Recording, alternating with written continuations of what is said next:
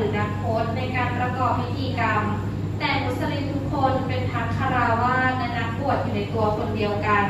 และถือหลักการของศาสนาเป็นธรรมนูญสูงสุดในการดำรงชีวิตค่ะ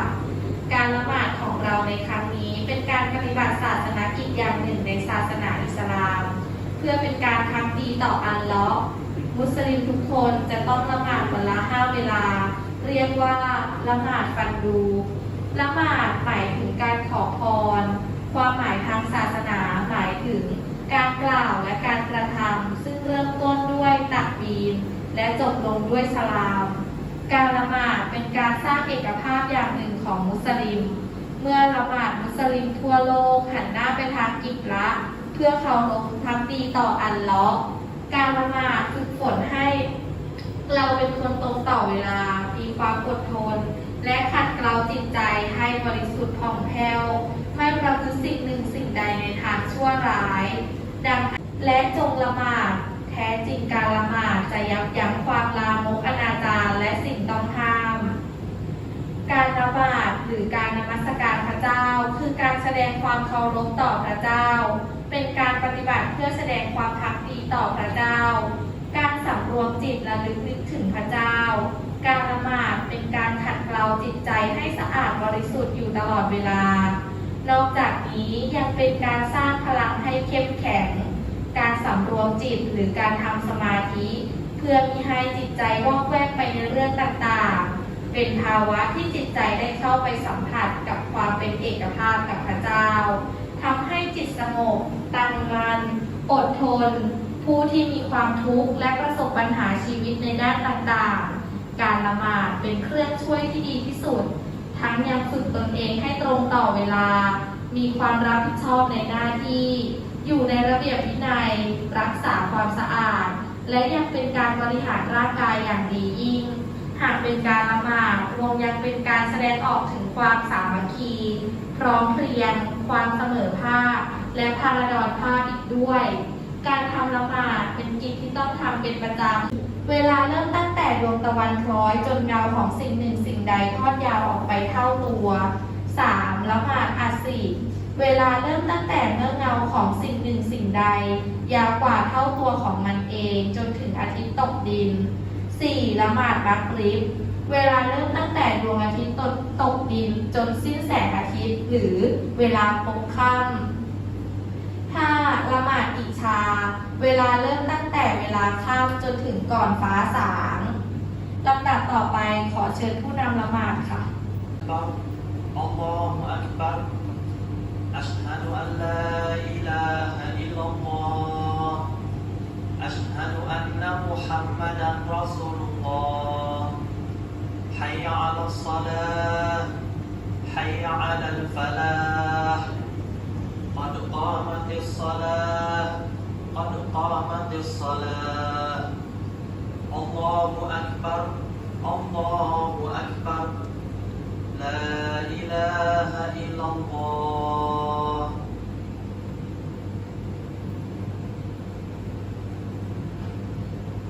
الله أكبر وجهت وجهي للذي ونسكي ومحياي ومماتي لله رب العالمين لا شريك له وبذلك أمرت وأنا أول المسلمين أعوذ بالله من الشيطان الرجيم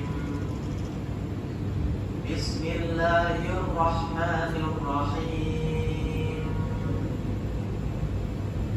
الحمد لله رب العالمين الرحمن الرحيم مالك يوم الدين سبحان ربي العظيم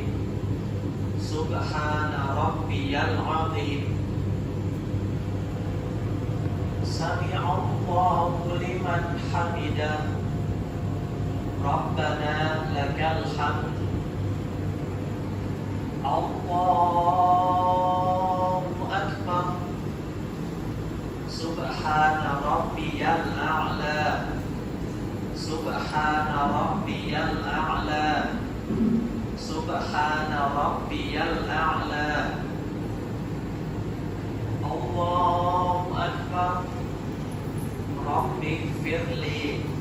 رب اغفر لي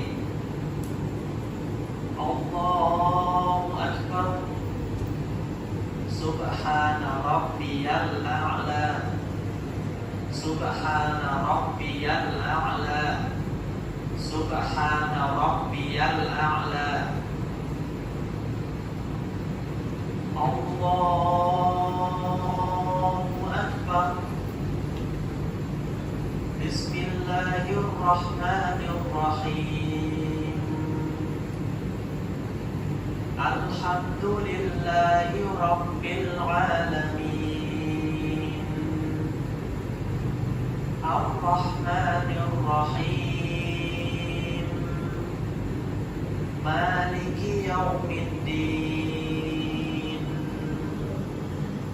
إياك نعبد وإياك نستعين اهدنا الصراط المستقيم صراط الذين أنعمت عليهم غير المغضوب عليهم ولا الضالين ولم يكن له كفوا أحد الله أكبر سبحان ربي العظيم سبحان ربي العظيم